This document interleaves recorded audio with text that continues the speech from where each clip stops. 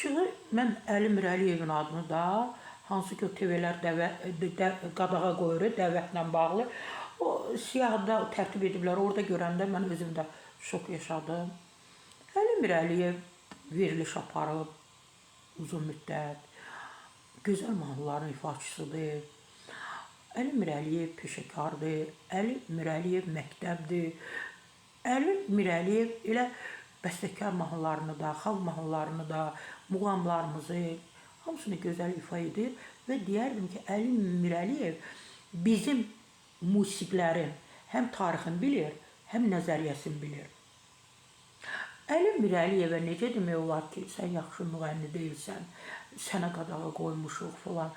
Siz bu kişini dəvət edin, mahnı oxusun da, çağırırsınız, dedikodu yaradırsınız, bu kişini çağırırsınız qeybətə, sonra da deyirsiniz ki, Əli Mirəliyev yersiz danışdı, yersiz söz dedi, kiməsə söz atdı.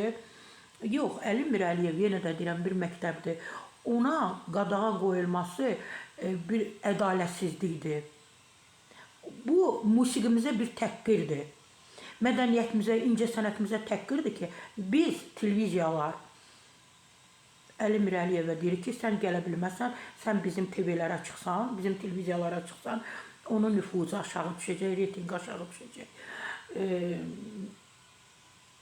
Tabii ki, mən manşet.az istinad edirəm. Məlumata görə ciddi musiqini təbliğ etmədikləri, efir etikası və sənət məsuliyyətini yetərincə riayət etmədikləri iddiası ilə daha bir qrup müğənninin adı açıqlanıb. Bilmirəm nə qədər düzdür. Yenə də deyirəm ki, Əli Mirəliyevin o siyahıya salınması, onun orada adının hallanması bizə utanç gətirir. Əli Mirəliyev, ay insanlar, sıradan birisi deyil. Əli Mirəliyev musiqimizin həm tarixini, həm nəzəriyyəsini hamından gözəl bilir. Əli müəllim, Sara Səfra sizin yanınızdadır və mən sizi çox sevirəm.